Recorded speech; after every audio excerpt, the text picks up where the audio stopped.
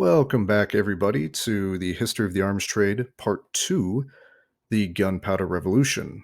Now, a quick recap in case you all forgot. We're using military technical revolutions as reference points for the evolution of the arms trade because during each revolution, a massive technological change influenced a change in the structure of the arms trade and production system. Now, the Gunpowder Revolution began roughly around 1400. Gunpowder and cannon were nothing new at this point in time. But the production of cannon and large-scale use of gunpowder was prohibitively expensive for most principalities and city-states that existed at the time.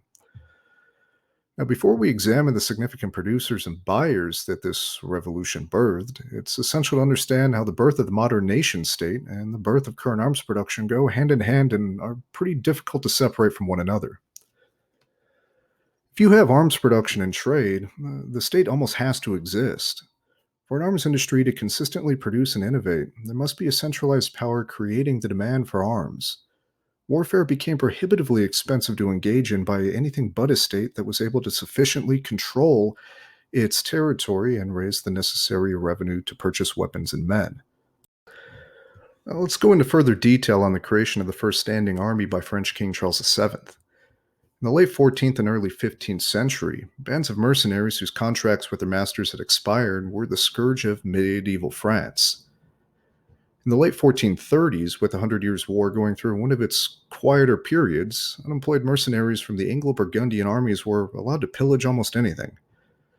Eventually, some were recruited by French mercenary captains who hired them out to royal companies raised by the order of the king, who it seems regarded the mercenaries as a significant impediment to peaceful rule. These free companies were primarily composed of Gascons, Spaniards, Bretons, Flemish, and Germans. They extorted protection money from the local peasants, exacting tolls from passing merchants, and had a tendency to hold important local people for ransom.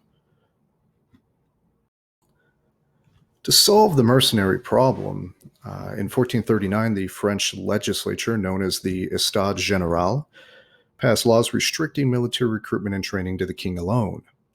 There was a new tax to be raised known as the taille, to provide funding for a new Royal French army.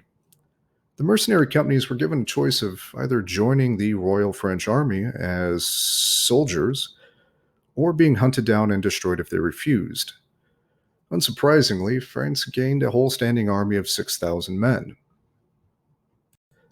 Now back to cannon and gunpowder. At this point in history, the cannon had already been used by both the English and the French against each other in the Hundred Years' War, but in a fairly limited capacity. Cannon was very expensive, and it took a trained soldier to fire it properly. Creating a standing army allowed the French king to ensure that soldiers would be trained to field cannon.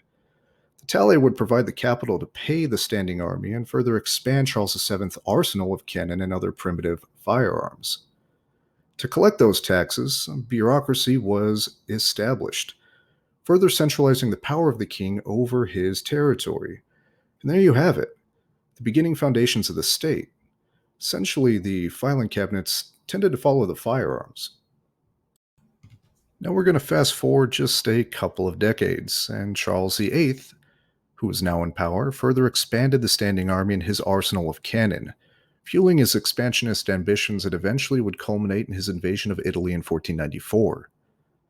The French army, equipped with a great number of state-of-the-art cannon, made short work of much of the Italian resistance. His conquest was so absolute that other major powers in Europe took quick note and began to emulate the French model by creating their own standing armies and centralizing government power to tax and fund those armies. Soon, Ferdinand and Isabella of Spain centralized power and looked to acquire cannon and primitive firearms as well. They also sought to acquire skilled cannon makers to establish their own domestic arms production, to further bolster their arsenals. And now the moment that you've all probably been waiting for. Now that we've outlined how the creation of the state and arms production went hand in hand, we can begin to survey the international state system to identify the primary producers in the period, how these arms were transferred, and how the military technology was diffused throughout the system to culminate in the following military technical revolution. The prominent center of arms production and transfers in the early mid-15th century was Italy. And secondary centers of production existed in Germany and the Low Countries, what we now think of Belgium and the Netherlands today. Most arms production was local and was produced anywhere sufficient concentration of iron ore, markets, and skilled craftsmen could be found. However, by the 16th century and early 17th century, the production centers had shifted to England, France, Germany, Sweden, and Spain.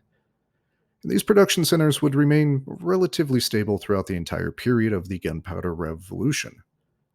These early states would transfer arms occasionally to bolster political and strategic interests, but arms were yet to be realized as a true economic asset. Weapons of war were closely coveted by the state, partially to ensure that their guns couldn't be used against them. After all, nobody likes to be shot with their own gun. Now, the manufacture of cannon and early firearms took a great deal of time, and a surplus of arms was rarely realized by any state during this period of time, which also explains why they didn't really like to trade them a whole lot. With very little trade, the primary method of technological diffusion came in the movement of skilled craftsmen to assist states in building up their own arms industries. Henry V imported gun masters from Germany to build cannon, and then a century later, Henry VIII imported foreign armors and gun founders from France to form schools for the production of war material in England. Similarly, Gustav Adolphus of Sweden hired a Dutch founder to create an arms industry in Sweden by importing Flemish iron workers and blast furnace technology. This migration of skilled workers throughout this period also resulted in technological diffusion, allowing states such as Sweden, Russia, France, and the Ottoman Empire to boost their own domestic defense industry output. The relatively low level of trade in arms slowed innovation in armament technology.